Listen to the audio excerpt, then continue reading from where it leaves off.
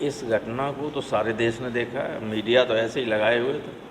जब मारे गए तो जैसे हम माइक लगाए हुए हमारे, ऐसे ही मीडिया लगाए हुए थे।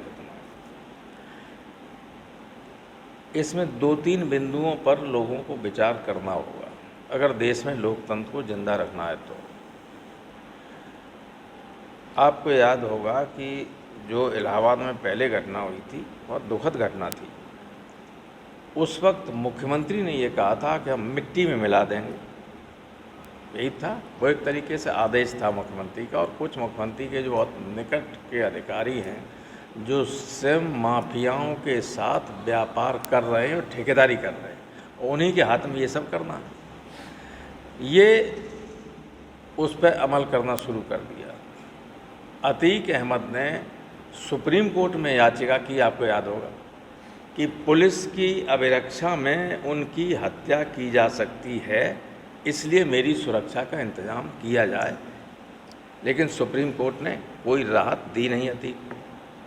तो मुख्यमंत्री का ये हुक्म कि मिट्टी में मिला देंगे, ये फरमान था। सुप्रीम कोर्ट से ये कहने के बाद भी कि पुलिस रक्षा में उनकी हत्या हो सकती, कोई राहत नहीं मिली, तो फिर लोग समझ गए कि अब चाहे जा मार दीजिए, कुछ होने वाला है ही नहीं। जो मारने वाले हैं उनका कुछ बिगड़ने वाला नहीं। और इसलिए तीसरी बात ये कि कभी आपने देखा कि कोई व्यक्ति कचहरी पे पेश होने को आया हो, उसको रात के 10 बजे मेडिकल चेकअप के लिए ले जाया जाए? और इतनी सेंसिटिव मामला था कि सैकड़ों पुष्प जिस दिन अतीक अहमद को लाया गया और उनके भाई को लाया गया बरेली से, उन्हें लाया गया साबरमती से, तो हजारों पुलिस की ड्यूटी पे लगे हुई थी। उस व्यक्ति को, उन दोनों व्यक्तियों को हथकड़ी लगी हुई थी। हथकड़ी की डोर किसके हाथ में थी? पुलिस के थी। कहीं भाग भी नहीं सकते, कहीं हाथ नहीं हिला सकते। तो सीधे ये एक कोल्ड ब्लडेड मर्डर है, सुनियोजित तरीके से हत्या की गई है। और जब भी और आज भी अगर जांच करने वाली एजेंसी सही होगी तो बड़े बड़े लोग इसमें फंस जाएंगे। भाई, किसी व्यक्ति को पकड़ के मारना हत्या है सीधे। इनकाउंटर में सीधे गोली चले आपसे, क्या आप तो गए होंगे, आपके चैनलों के लोग गए होंगे झांसी, जहाँ इनकाउंटर हुआ है। इनकाउंटर था वो। हमने झांसी के 50 लोगों से पूछा, उन्होंने कहा कुछ नहीं था, पुलिस वाले शोर मचाने लगे और गोली चलाने लगे। सारे लोग जानते हैं इलाहाबाद में और दिल्ली में जानते हैं कि दिल्ली से लोगों को पकड़ लिया गया था कई दिन पहले और रखे हुए, तो कैसे मारा गया उस पर हमें नहीं जाना। लेकिन जो कुछ हो रहा है, ऐसा हिस्ट्री में उत्तर प्रदेश में पहले कभी नहीं हुआ, कभी भी नहीं हुआ। ये लोकतंत्र के खात्मे की तरफ जाने वाला रास्ता है। क्योंकि केवल राजशाही में ऐसा होता था कि राजा जो हुक्म करे वही कानून,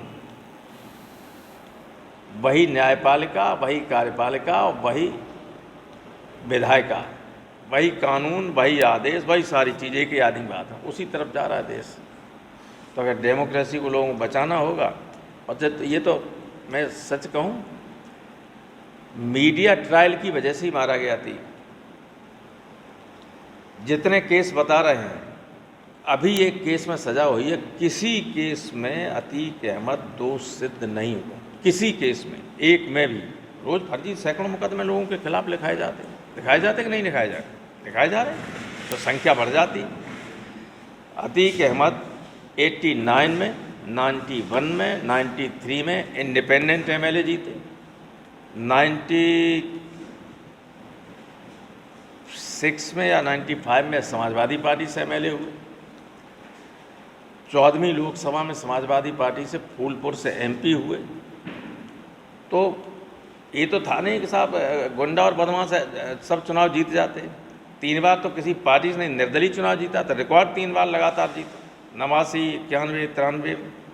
उसके बाद समाजवादी पार्टी जीते, समाजवादी पार्टी से लोकसभा, जब लोकसभा में वो जीत के आए थे अतीक अहमद, तब मैं लोकसभा का सदस्य था। 37 हमारे एमपी थे, मैं समाजवादी संसदीय दल का नेता था। 5-4 साल वो हमारे साथ एमपी रहे। तो है, लेकिन अब मीडिया ने गैंगस्टर और फलाना ये सब बना दिया, तो कभी कभी कुछ घटनाएं हो जाती बड़े बड़े लोगों से। यहाँ ऐसे ऐसे बड़े बड़े पदों पे लोग बैठे हुए हैं जो बम फेंक के 10-10, 15-15 लोगों को मरवा दिया, आप सब जानते हैं। तो कोई नहीं कहता गैंगस्टर है। कर चलो ठीक है, अतीक के डिफेंस में मैं कुछ नहीं कह रहा हूँ, लेकिन किसी भी व्यक्ति को भारत का संविधान और कानून पकड़ के मारने की इजाज़त नहीं देता है। अतीक के लड़के को मारा गया, अतीक और उनके भाई, जो भाई भी MLA रहा, भाई भी 2 बार MLA रहा इलाहाबाद, अशरफ, तो कर दी गई सुनिश्चित तरीके से। अब देखें मुख्यमंत्री कितनी जांच करवाते हैं, किनको दोष दंडित करवाते हैं। अब इसमें तो कह नहीं सकते हैं कि साहब अच्छा हुआ। कल परसों लड़का मारा गया था तो बधाई दे रहे थे पुलिस को। अब लोग सोच रहे थे शायद इसमें भी बधाई दें, मारे गए एहतियाती, तो अभी तो बधाई दी नहीं। ये पता चला है कि कोई कमीशन बना दिया है जांच करने के लिए, तो ये है। लेकिन ये बहुत दुर्भाग्यपूर्ण है। बड़े से बड़े अपराधी को पकड़ के, गवर्नमेंट का काम ये होता है कानून व्यवस्था अगर सही है तो उसको दंडित करे, फांसी पर लटकाए कोर्ट के जरिए, लेकिन व्यक्ति को, पुलिस को या किसी को ये अधिकार नहीं कि पकड़ के मार दे। सर, जिस तरह बयान आया था कि मिट्टी में मिला देना, तो क्या पूरी तरह से सुनियोजित कार्यक्रम था ये सरकार की तरफ से? तो इसमें भी कोई पूछने की बात है? सुनियोजित नहीं है तो ऐसे मार दिया जाता है कोई? अभी तो अतीक के 2 लड़के बंद और हैं जेल में, और 2 पुलिस किसी जिसमें रख दिए जाते हैं अनाथालय जैसे, उसमें रख दिए, सुरक्षा की दृष्टि से कह रहे। 2 पढ़ने वाले लड़के हैं, नाबालिग लड़के हैं, दोनों को वहाँ रख दिया है, 2 जेल में। 4 बच्चे 5 बच्चे थे, 1 मार दिया गया। तो इलाहाबाद के लोगों का जो कहना है हमसे, उनका ये कहना है कि यहाँ चर्चा, ये इलाहाबाद में चर्चा ये है कि इन लड़कों को भी किसी न किसी बहाने मार दिया जाए। तो सर क्या इस तरह का कोई निकाय चुनाव से भी कनेक्शन हो सकता है? इस तरह की घटना का चुनाव से भी कोई कनेक्शन, राजनीतिक कनेक्शन है क्या? अब कुछ लोग हैं जो चुनाव की दृष्टि से ही सब करते हैं, चाहे देश बर्बाद हो जाए लेकिन चुनाव जीत जाए। कल सत्यपाल मलिक ने एक बड़ा इंटरव्यू दिया है जिसमें उन्होंने मोदी पर कई तरीके के आरोप लगाए हैं। इंटरव्यू आपने भी देखा? देखिए, सत्यपाल मलिक ने क्या इंटरव्यू दिया है, इस पर मेरी कोई हक भी नहीं है कोई कमेंट करें। सत्यपाल मलिक हमारे पार्टी में रहे, हमसे बड़े हैं, नेताजी के साथ ही रहे, उनके साथ MLA रहे, मैं उस पर कोई कमेंट नहीं कर सकता।